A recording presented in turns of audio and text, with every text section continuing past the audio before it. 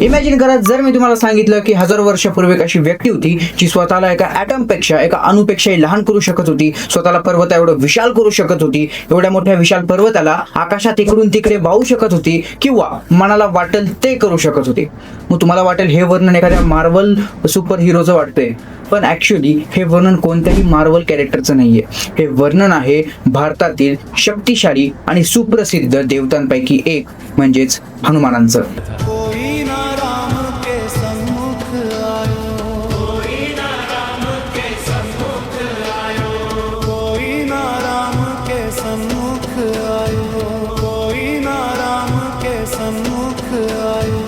आपण अनेकदा हनुमान चालीसा ऐकताना, बोलताना किंवा वाचताना ही ओळ वाचली असेल, अष्टसिद्धी नवनिधी के दाता असबर दीन जानकी माता. यामध्ये ज्या अष्टसिद्धी आणि नवनिधी आहेत त्या पॉवर्स आहेत हे तर आपल्याला माहित आहे, पण त्या शक्ती नेमकं कुठे वापरल्या जात होत्या, त्यांचं कारण काय होतं, त्यांचं आणि हनुमान चालिसेचं नेमकं काय संबंध होता, आणि खरंच त्या शक्ती होत्या का हे फक्त हनुमानांना मोठं दाखवण्यासाठी सांगितलं जातं. आणि जर त्या काळात एखाद्या व्यक्ती या शक्ती वापरू शकत होत्या तर आज त्या शक्ती कुठे आहेत.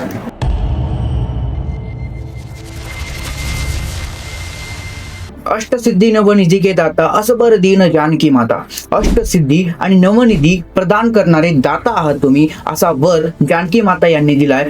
हा झाला या सेंटेन्सचा एकदम सोपा सरळ अर्थ. आता इथे जानकी माता म्हणजे स्वयं सीता माता, आणि त्या म्हणाल्या आहेत हनुमानांना. हा प्रसंग आहे जेव्हा हनुमानजी लंकेत सीता माताकडे जातात तेव्हा त्यांची भेट होते आणि तिथे हा संवाद आहे असं म्हणलं जातं.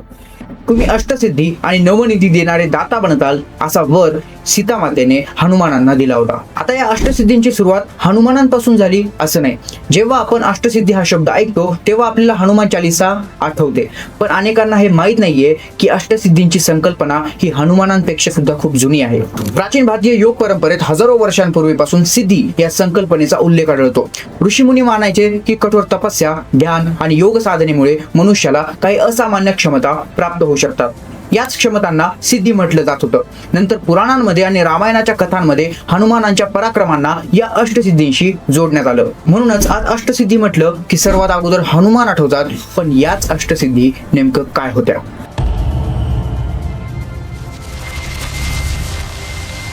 अनिमा, स्वतःला अणुपेक्षाही म्हणजे एका ॲटमपेक्षाही लहान करण्याची पॉवर. लंकेत प्रवेश करताना हनुमानांनी सूक्ष्म रूप धारण केल्याचं वर्णन मिळतं. महिमा, स्वतःला अमर्याद असं विशाल करणं, म्हणजे त्याला काही लिमिटच नाही, जेवढं वाटेल तेवढं एखादा माणूस मोठा होऊ शकतो. गरिमा, शरीर एवढं जड करणं की कोणीही त्याला हलवू शकणार नाही. प्राप्ती, हवी ती गोष्ट प्राप्त करण्याची क्षमता. प्राकाम्य, इच्छित कार्य पूर्णत्वास नेण्याकरची क्षमता, म्हणजे जे आपण इच्छिलं होतं, ज्या गोष्टीची इच्छा व्यक्त केली होती ते इच्छा पूर्ण करण्याची क्षमता आपल्याकडे असणे. ईशित्व, नियंत्रण आणि नेतृत्वाची क्षमता म्हणजेच लिडरशिप क्वालिटी. वशित्व, स्वतःचं मन आणि इंद्रियांवर नियंत्रण मिळवण्याची क्षमता. आणि ह्याच आहेत हनुमानांच्या अष्टसिद्धी. प्रभू श्रीराम, श्रीकृष्ण, भगवान शिव, भगवान विष्णू हे तर देव आहेत आणि त्यांच्याकडे ऑब्व्हियसली दैवी शक्ती, डिवाइन पॉवर्स असणारच. पण हनुमानजी सुद्धा तर देव होते, मग त्यांच्याकडे सुद्धा डिवाइन पॉवर्स असणार. मग त्यांना या अष्टसिद्धींची गरज का लागली?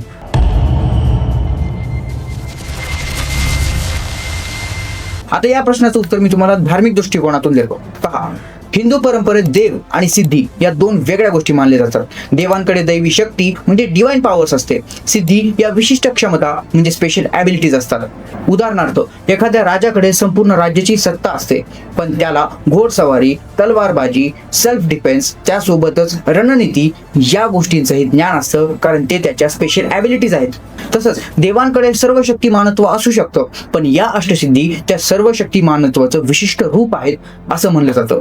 हनुमानांच्या या अनिमा, लघिमा, गरिमा अशा 8 सिद्धींचा अर्थ खरंच घ्यायचा, ॲज इट इज घ्यायचा की त्यामागे काही खोल दडलेलं.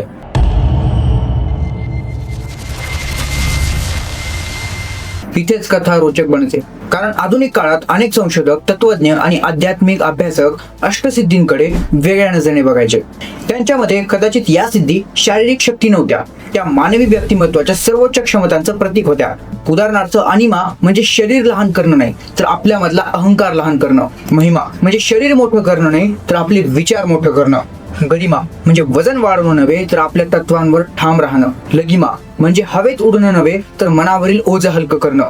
प्राप्ती म्हणजे जादूने वस्तू मिळवणं नव्हे तर ध्येय गाठण्याची क्षमता. प्राकम्य म्हणजे इच्छाशक्ती. ईशित्व म्हणजे नेतृत्व. आणि वशित्व म्हणजे सेल्फ कंट्रोल. आजच्या काळात माणसाला उडता आलं, मोठा होता आलं, लहान होता आलं म्हणजे त्याच्याकडे अष्टसिद्धी आहेत असं नाही. तर आजच्या काळामध्ये जर माणसाला आपला अहंकार कमी करता आला, जर त्याच्याकडे ध्येय गाठण्याची क्षमता असेल, प्रखर इच्छाशक्ती असेल, नेतृत्व असेल आणि सगळ्यात महत्वाचं जर त्याच्याकडे सेल्फ कंट्रोल असेल तर इनडायरेक्टली त्याच्याकडे अष्टसिद्धी आहेत. स्वामी विवेकानंद, APJ अब्दुल कलाम, नेल्सन मंडेला असे ग्रेट पर्सनॅलिटीज होऊन गेले. त्यांच्याकडे सुद्धा यापैकी बरेच सिद्धी होत्या पण कम्प्लीट 8 सिद्धी म्हणजेच अष्टसिद्धी नव्हत्या. अष्टसिद्धीने एवढाच लक्षात राहणारा शब्द म्हणजे नवनिधी. पण गंमत म्हणजे लोकांना या नवनिधी शब्दाचा अर्थच माहित नाही. नव म्हणजे 9 कुणीही सांगेल पण निधी म्हणजे काय ते माहित नाही.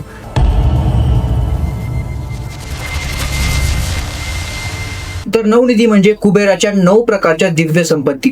पण यामध्ये फक्त सोनं आणि चांदी नव्हतं. तर या निधी समृद्धी, ज्ञान, प्रतिष्ठा, स्थैर्य, यश आणि आध्यात्मिक प्रगती यांचं प्रतीक मानल्या जातात. म्हणजेच अष्टसिद्धी या व्यक्तिमत्वाची म्हणजेच पर्सनॅलिटीची शक्ती दाखवतात आणि नवनिधी हे जीवनातील प्रोग्रेस दर्शवतात. आणि या आहेत त्या नवनिधी जिथे महापद्म म्हणजे प्रचंड संपत्ती व वैभव, पद्म म्हणजे समृद्धी, सौभाग्य, शंख म्हणजे कीर्ती, प्रतिष्ठा, मकर म्हणजे धैर्य, साहस, कच्छप म्हणजे स्थैर्य, संरक्षण, मुकुंद म्हणजे आध्यात्मिक उन्नती आणि खर्व म्हणजे साठवलेली संपत्ती किंवा सुरक्षितता. सीता माताने या अष्टसिद्धी आणि नवनिधींचा आशीर्वाद फक्त हनुमानांनाच का दिला? कारण त्यांच्याकडे अपार शक्ती होती. हे कारण नाहीये. त्यांच्याकडे जरी अपार शक्ती होती पण त्यांना महान बनवणारी अजून एक गोष्ट होती. ती अपार शक्ती नसून ती होती त्यांच्यातली विनम्रता. लंका झाल्यानंतर त्यांनी कधी स्वतःची स्तुती केली नाही. संजीवनी आणल्यानंतर कधीच स्वतःवर गर्व केला नाही. आणि रामायणात जे काही घडलं त्या सर्वाचे श्रेय प्रभू श्रीरामांना दिलं. आणि याच सेवाभावाने प्रसन्न होऊन माता सीताने त्यांना नवनिधी आणि अष्टसिद्धी यांचं वर दिलं. म्हणजेच अष्टसिद्धी नवनिधी के दाता असं बरं दिन जानकी माता. आता पुन्हा पहिल्या प्रश्नाकडे येऊया. हनुमानांकडे जर अष्टसिद्धी आणि नवनिधी होत्या तर त्या आज सुद्धा असायला पाहिजेत. मग आज त्या अष्टसिद्धी आणि नवनिधी कुठे आहेत?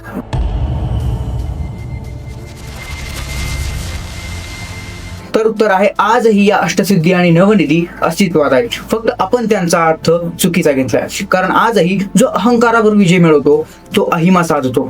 जो मोठे स्वप्न पाहतो तो महिमा साधतो. जो तत्वांवर ठाम राहतो तो गरिमा साधतो. कदाचित हनुमानांच्या अष्टसिद्धी या फक्त हवेत उडण्याच्या किंवा आकार लहान मोठा करण्याच्या कला नव्हत्या, तर त्या माणसाला त्याच्या स्वतःच्या सर्वोत्तम आवृत्तीवर पोहोचण्याच्या दिशा होत्या. आणि म्हणूनच हजारो वर्षानंतरही हनुमान केवळ श्रद्धेचा विषय नाहीत, ते मानवी क्षमतेच्या सर्वोच्च शक्यतेचं प्रतीक आहेत. आज आपण हनुमानांच्या अष्टसिद्धींचा शोध घेतला पण एक लक्षात आलं, अष्टसिद्धींच्या किंवा नवनिधींच्या सर्व कथा या फिरून फिरून रामायणाभोवतीच येतात. पण प्रश्न असा येतो, जर रामायणच नसतं तर अष्टसिद्धींची कथा कुठून आली असती? आणि त्याहून मोठा प्रश्न म्हणजे खरंच रामायण घडलं होतं का? आणि जर घडलं होतं तर त्याचे पुरावे कुठे आहेत? लवकरच भेटू पुढच्या व्हिडिओमध्ये. जय श्रीराम.